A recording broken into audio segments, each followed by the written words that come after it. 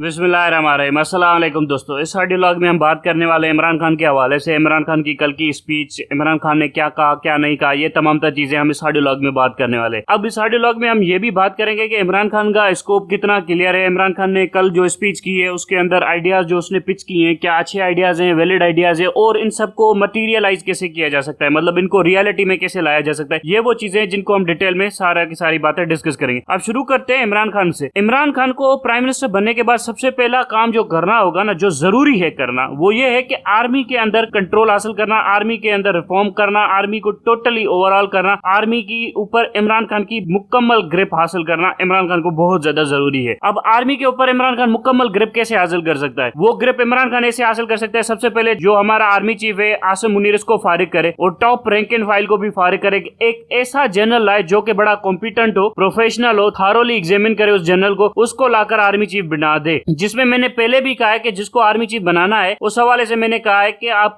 ये जो आपकी मेडिकल कोर की डॉक्टर है, डॉक्टर निगाह जौहर, इसको आप लेकर आ सकते हैं, इसको आप लगा सकते हैं। एक प्रोफेशनल डॉक्टर है और एक अच्छे तरीके से इस आर्मी को भी चला लेगी और मार्शल वार्शल की तरफ ये मुल्क वगैरह नहीं जाएगी। ये अगर आर्मी के अंदर पर्ज लॉन्च भी नहीं करेगी तो ये आर्मी के अंदर ऐसा काम भी कर सकती है कि आर्मी को किसी और इंस्टीट्यूशन के ऊपर हावी ना होने दे। तो ये इमरान खान को टोटली कंट्रोल हासिल करना पड़ेगा इस इंस्टीट्यूशन का। उसके बाद आता है इमरान खान को कंट्रोल हासिल करने पड़ेगा आईएसआई का। आईएसआई के ऊपर मैंने पहले भी कहा, मिनिस्ट्री ऑफ फॉरेन अफेयर्स के बंदे को लगाना पड़ेगा, बड़ा कॉम्पिटेंट और इफेक्टिव बंदा होगा, वो लगाया जाएगा, तब जाकर आपका काम बनेगा। जिस दिन आपने इस फौज को डोमिनेट कर लिया, आईएसआई को डोमिनेट कर लिया, तो जुडिशरी के अंदर कोई दमखम नहीं है, जुडिशरी की कोई हैसियत नहीं है, दूसरी पॉलिटिकल पार्टीज की कोई हैसियत नहीं है, इमरान खान के सामने कोई भी रेजिस्टेंस देने के काबिल नहीं होगा और फिर इमरान खान बड़े अच्छे तरीके से पाकिस्तान को चला सकता है। और इमरान खान चाहे तो अपनी पार्टी के अंदर भी चेंजेस कर सकता है, इमरान खान चाहे तो सिंध के अंदर भी चेंजेस कर सकता है, बलूचिस्तान के अंदर भी चेंजेस कर सकता है। कॉन्स्टिट्यूशन की कोई हैसियत नहीं होती है। जब अगर आप ताकत में आ जाए तो सारा का सारा कॉन्स्टिट्यूशन वगैरह बदल कर रख सकते हैं। यहाँ पर मैंने आपको हिटलर की भी पहले मिसाल दी थी। हिटलर ने पहली बार जब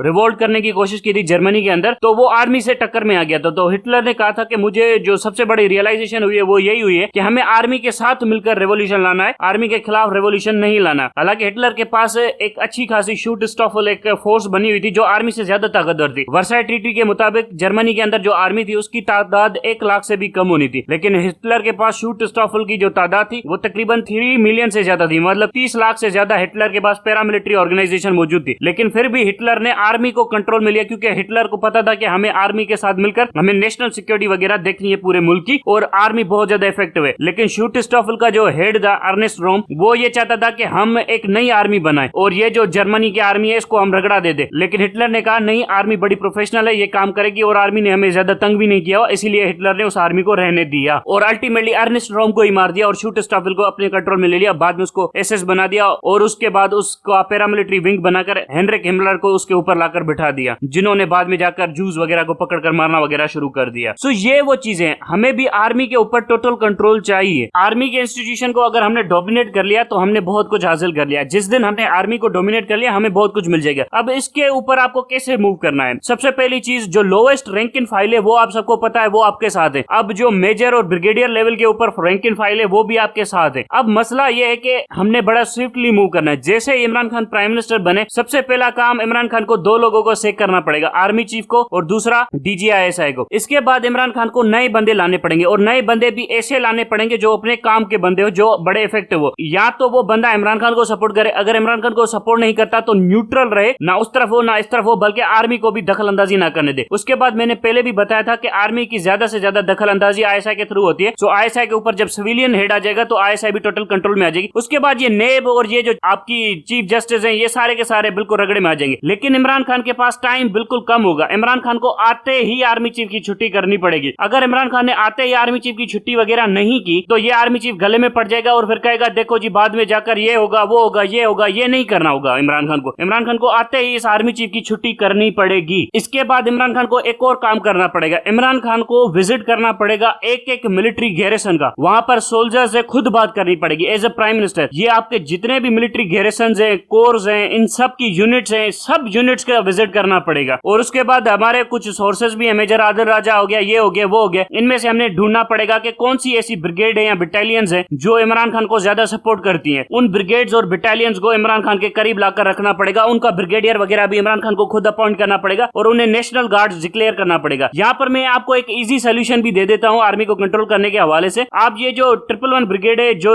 मोस्टली 10 कोर के अंदर आती है, आप 10 कोर का जो चीफ है आप उसे नेशनल गार्ड डिक्लेयर कर दीजिए और उसे 4 स्टार जनरल बना दीजिए। जिस दिन आपने 10 कोर के कमांडर को 4 स्टार जनरल बना दिया और उसे नेशनल गार्ड डिक्लेयर कर दिया जो एग्जीक्यूटिव के अंडर में आती है, जिसे सिर्फ प्राइम मिनिस्टर डायरेक्टली कमांड करेगा, तो आर्मी चीफ की ताकत खुद ब खुद कम हो जाएगी। आर्मी चीफ खुद को ज्यादा ताकतवर समझ ही नहीं पाएगा। वजह यह होगी कि 10 कोर सारी की सारी रावलपिंडी में स्टेशन है, आर्मी चीफ भी रावलपिंडी में स्टेशन है। आर्मी चीफ को मार्शल लॉ लगाने के लिए 10 कोर की जरूरत पड़ती है, लेकिन 10 कोर का बंदा नेशनल गार्ड बन चुका है और वो नेशनल गार्ड बन के 4 स्टार का जनरल है, 4 स्टार जनरल बन के प्राइम मिनिस्टर के अंडर में काम कर रहा है। सो आर्मी चीफ मार्शल लॉ वगैरह लगा नहीं सकेगा। आर्मी चीफ अगर लगाने की कोशिश करेगा तो 10 कोर गले में पड़ जाएगी आर्मी चीफ के, और ये जनरल आपस में भी कुत्तों की तरह लड़ते रहते हैं, हम सबको पता होना चाहिए। सो आर्मी को कंट्रोल करना बहुत ज्यादा जरूरी है लॉन्ग टर्म पॉलिटिकल स्टेबिलिटी के लिए पाकिस्तान की। अगर हम पॉलिटिकल स्टेबिलिटी करने में कामयाब हो गए तो हमें इकोनॉमिक स्टेबिलिटी भी मिल जाएगी। सो पॉलिटिकल स्टेबिलिटी के लिए आर्मी को कंट्रोल करना एब्सोल्युटली नेसेसरी है। आर्मी ही हर बार इस मुल्क के अंदर पॉलिटिकल केओस पैदा करती है, इसमें किसी को शक नहीं रहना चाहिए। सो आर्मी को कंट्रोल करने के लिए 2 चीजें करनी है। सबसे पहली चीज है आर्मी चीफ के जनरल आसिम मुनीर को इसको हटाना है। दूसरा, इमरान खान को सारे गैरिसन विजिट करने। तीसरी चीज ये है कि आपके 10 कोर को जो कमांडर है उसको आपको नेशनल गार्ड डिक्लेयर करना पड़ेगा और इसका जनरल को 4 स्टार प्रमोट करना पड़ेगा, कॉन्स्टिट्यूशनल रैंक देनी पड़ेगी और जो डायरेक्टली प्राइम मिनिस्टर के अंडर में सर्व करेगा। इससे ये होगा कि 2 आर्मी चीफ आपके मुल्क के अंदर बन जाएंगे। सो ये मार्शल लॉ का किस्सा सारा का सारा खत्म हो जाएगा। उसके बाद आते हैं हम जिसके ऊपर जो है अपना आईएसआई के ऊपर सिविलियन लगा देंगे। सो आईएसआई के थ्रू पॉलिटिकल इंजीनियरिंग होना भी बंद हो जाएगी। इसके बाद आते हैं हम जो जीएचक्यू की टोटल डोमिनेशन है आर्मी के ऊपर, और जीएचक्यू अपने ऑफिसर्स वगैरह अपॉइंट करता है, इसको भी चैलेंज करके मिनिस्ट्री ऑफ डिफेंस अब सारा का सारा कंट्रोल ले लेगी। ये इमरान खान को मैसिव लेवल के ऊपर रिफॉर्म्स वगैरह करने पड़ेंगे। अगर इमरान खान ये करने में नाकामयाब रहा तो जितनी भी इमरान खान की इकोनॉमिक स्टेबिलिटी की पॉलिसी ये सारी की सारी धरी की धरी रह जाएंगी और चीफ जस्टिस वगैरह इनकी कोई हैसियत नहीं है। जिस दिन थोड़ा सा डंडा देंगे ना हम इन चीफ जस्टिस को, ये सारे के सारे रोना धोना शुरू कर देंगे, इनकी मां बहन ऐसी कर देंगे अगर फौज के ऊपर हमारा कंट्रोल हो जाएगा। सो आपको यहाँ पर हिटलर की बात याद रख लेनी चाहिए कि we need to create a revolution with the army not the against the army. So हमें इनकलाब लाना है तो आर्मी के साथ मिलकर लाना है, अगेंस्ट द आर्मी नहीं लाना है। सो आर्मी के अंदर चंद ऑफिसर्स है जिन्होंने ये कचरा किया है, सो उनकी सफाई करना जरूरी है। जिस दिन आर्मी के अंदर हमने ये सब कुछ करने में कामयाब हो गए, आर्मी के ऊपर ग्रिप कंट्रोल करने में ज्यादा से ज्यादा इफेक्टिव हो गए, उसके बाद ये जितने भी नदी मंजू में इन सबकी तो फांसियां पक्की सी पक्की हो जाएंगी। सो ये वो चीजें हैं जो आपको करनी पड़ेंगी। अब आते हैं इकोनॉमिक स्टेबिलिटी के हवाले से और इकोनॉमिक पॉलिसी के हवाले से। मैं यहाँ पर आपको बता दूं, सीधी सीधी बात है, जो पुराने टाइम पे ऊपर बादशाह हुआ करते थे ना, उसकी 2 पॉलिसीज हुआ करती थी। एक तो टेरिटरी एक्सपेंड करना, टेरिटरी एक्सपेंड करने से ज्यादा पॉपुलेशन उसके कंट्रोल में आती थी, उनसे टैक्सेस लेता था, उनसे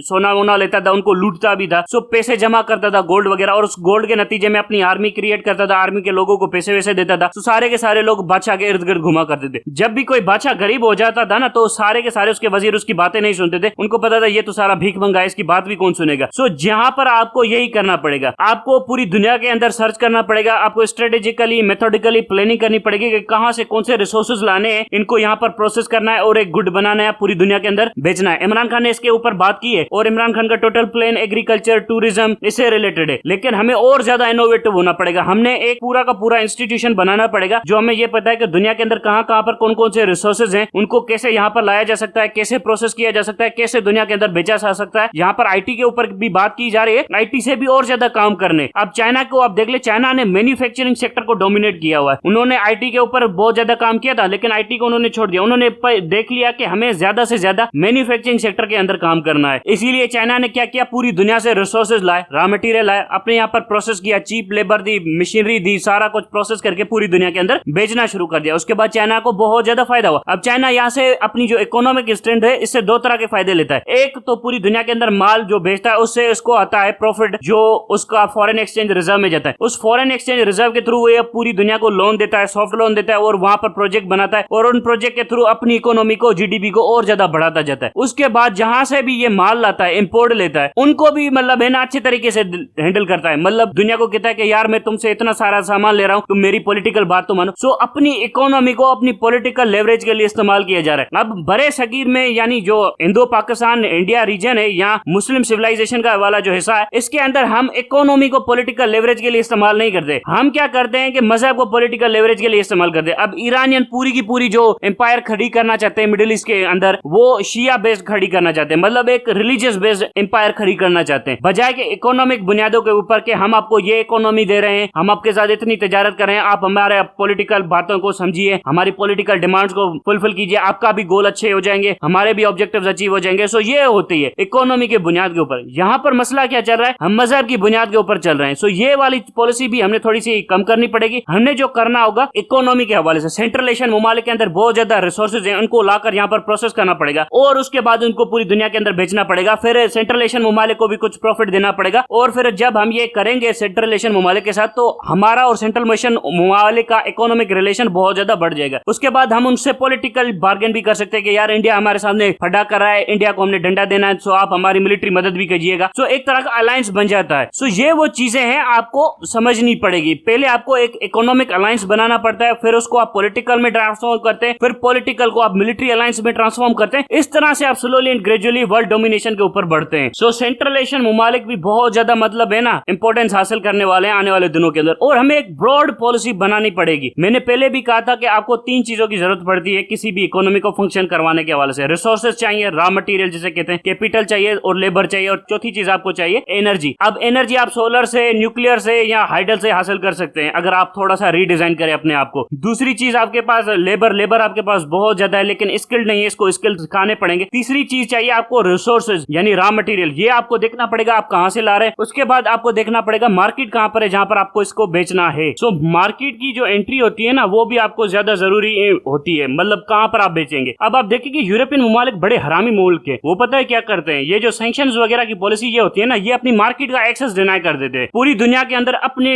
नकली जाली माल को बड़ा महंगा बेच दें और पूरी दुनिया को कहते हैं कि आप अपना माल पूरा सस्ता लेकर हमारे यहाँ पर बेचें। हालांकि यूरोप को आप देखें एग्रीकल्चर भी इतना ज्यादा प्रोड्यूस नहीं करता, गैस उसके पास नहीं है, रिसोर्सेज उसके पास नहीं है, मिनरल्स उसके पास नहीं है, कुछ भी नहीं है। लेकिन मसला यह है कि उसके पास आर्मी है और अमेरिका का आशीर्वाद है, उसके बाद वो सारी दुनिया को ऊपर रगड़ा लगा के बैठे होते हैं। ये सारे के सारे रिसोर्सेज उठाते हैं अफ्रीकन ममालिक से। अफ्रीकन ममालिक को कैपिटल वगैरह नहीं देते, पैसे नहीं देते, वहां पर एक तरह की डिक्टेटोरियल गवर्नमेंट बना के रखते हैं जिसे हम कहते हैं पेरिफेरी गवर्नमेंट बना के रखते हैं, और उनके सारे रिसोर्सेज लेकर अपने मुल्कों के अंदर जमा करते हैं और फिर कैपिटल के थ्रू उनको इन्वेस्ट करते हैं, उनका सारा नेचुरल रिसोर्सेज ले जाते हैं, वहां पर प्रोसेस करते हैं, पूरी दुनिया को बेचते हैं और फिर कहते हैं हमारे हाई क्वालिटी गुड है। कुछ भी नहीं है ऐसा। हकीकत ये है कि ये एक्सप्लॉइट करते हैं पूरी ग्लोबल वर्ल्ड को अपनी ताकत को सस्टेन करने के लिए, और फिर ह्यूमन राइट्स का ढिंडोरा पीटते हैं पूरी दुनिया के अंदर। हालांकि इकोनॉमिक टेररिज्म सच में जो किया है वो वेस्ट के ममालिक ने पूरी दुनिया के ऊपर किया है और पूरे 3 सेंचुरी से करता हुआ आ रहा है। इसके ऊपर कोई आपको ह्यूमन राइट्स एक्टिविस्ट वगैरह बोलता हुआ दिखाई नहीं देगा। इसमें वेस्ट शाना वाड़ा नहीं है, हम बेवकूफ है, हमारे ऊपर डिक्टेटर के ऊपर डिक्टेटर आते हैं, ये सारे के सारे हुकूमत करते हैं और हमें कहते हैं कि तुम कन्नी लोग हो, तुम ये छोटे मोटे लोग हो, ये हो ये हो। सो इसकी वजह से हमें ज्यादा से ज्यादा नुकसान होता है। बहरहाल ये सारी की सारी चीजें रिवर्स करी जा सकती हैं अगर हमें 3-4 चीजें करनी पड़ेंगी। सबसे पहले मिलिट्री के ऊपर इफेक्टिव कंट्रोल हासिल करना पड़ेगा, वो कैसे करना है वो मैं बता चुका हूं। उसके बाद आप जुडिशरी को सॉर्ट आउट कर देंगे, उसके बाद आप ये PMLN, मुस्लिम लीग नून और PP ये सारे के सारे ढिंडोरा ये कचरा ये मिनटों में साफ हो जाएगा। उसके बाद आपको जो पेरिफेरीज है यानी गिलगित बल्तिस्तान 15 लाख की आबादी है, इनको 100 अरब भी दे दिया ना, ये सारे के सारे ठीक हो जाएंगे। इसी तरह से 1.5 करोड़ की आबादी आपके बलोचिस्तान के, इनको 200 अरब दे दिया, ये सारे के सारे ठीक हो जाएंगे। सो इन पेरिफेरीज को भी हमने कंट्रोल करना है। इसी तरह से फाटा की 30-35 लाख के करीब आबादी है, इनको भी 200 या 100 अरब रुपए दे दिया, ये सारे के सारे ठीक हो जाएंगे। सो ये टोटली 400 अरब रुपए बनते हैं जो पेरिफेरीज को, या सिंध की जो